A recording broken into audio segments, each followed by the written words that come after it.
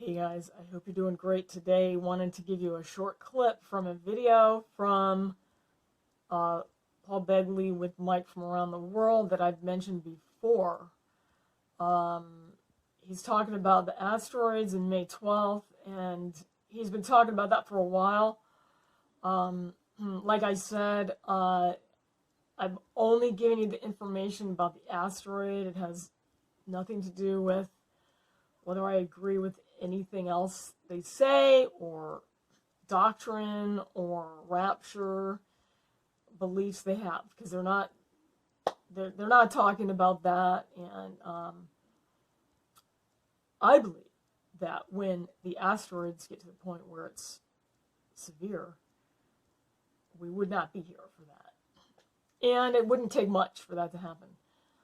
I did have that dream I did a video about a while back where I saw two angels, and the name that I forgot to tell you, the name of the angel was Guggenheim. They're standing in front of a gate. I walk through the gate.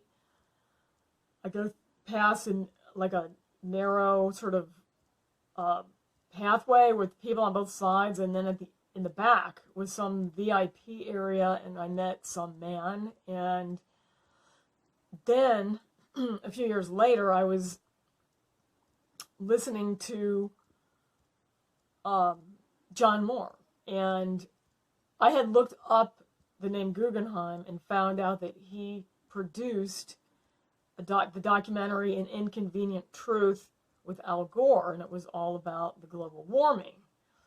But when I was listening to John Moore, he was talking about Nibiru and what would happen, and the tsunamis that would come up to the Appalachian Mountains. And I had heard the word Appalachia in my spirit a year before that, out of the blue. Okay? So, to make a long story short, when I was listening to him, the Holy Spirit said, this is why I gave you the dream. Listen to what he's saying. And he was saying that the whole documentary of An Inconvenient Truth was a cover-up for the real thing, which was Nibiru and these asteroids. And I remember him saying, it's going to go, towards the sun and then around the sun, and then when it comes back out, it's going to be super, super dangerous. And, we're going to pass debris fields. And so what's happening now that's interesting is that there's several different people who are saying the same thing. They're not all calling it the same thing, but they are saying that there is an entity going through towards the sun, and the Earth will be going through the debris field. So for these reasons, I believe it, and also Revelation 8 talks about Wormwood and another asteroid. But the timing is interesting because it's literally overlaps May 11th.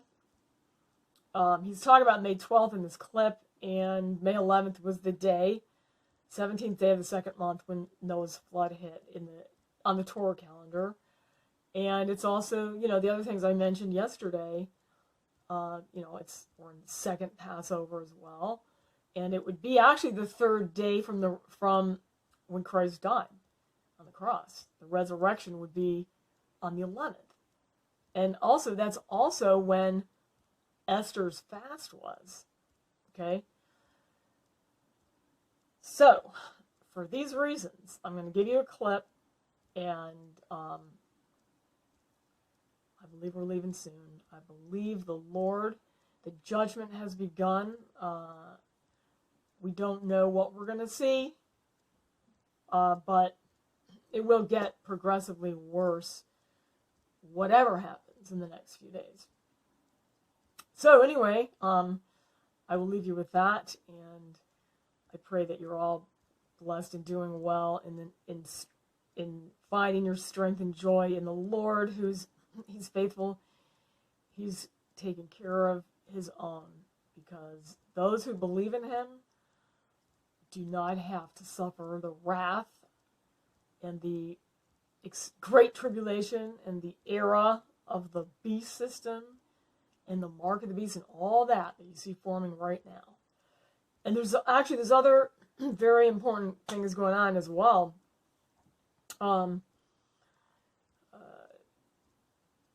So anyway, it's just a very busy week, but I got to keep it short. So God bless you guys. Talk to you later. Very busy with Air Force Command and other entities to track inbounds that would threaten the Earth. Something like we could face during the month of May something similar to Tunguska a couple times. That's a real potential. Not only, but we're in a calculated cycle that a lot of people have been fearing. Some of the folks on the inside have been talking about something cyclical that happens to this Earth often. So during those days, we could actually have some pretty bad repercussions here on this Earth by way of fires, damage to homes. I know that the majority of our gravitational pull of the Earth is also being tracked right now, and the reason being is because some of these fragments have metals in them, and metals, of course, are drawn to or manipulated by magnetic influences in space, which could draw them down to or near the Mexico and that parallel for Mexico. So it's just a very unstable time, and we could really see some blowback from this. Hopefully, I'm hopeful. At this point, I have to state this. Nobody really knows how bad it's going to be. Eventually, it's going to get bad, but we don't know how bad it's going to be. The dates I'm giving you, so everybody can track this, we're going to be developing dates, which means I give you two scenarios. One scenario is, say, May 11th, they start tracking too many inbounds that are starting to pop up because of the speed. That means May 13th and 14th is going to be troubling days. Before this first dip of it comes through. But if we see small fragments, that's even worse. Here's why. Small fragments, if they are in a repetitious type of rate, that means what we're going to pass through is going to cover a big portion of the planet, which means a lot of places on this Earth are going to be burned up because of the inbound debris. In either case, it's not going to be good. It's going to be I can say with absolute certainty, it is not going to be a passive type of event that we enter into, but that May gap, that May 11, 12, 13, 14th, and 15th, I believe, is going to be one of those days where everything is calculated, right? You'll notice, listen,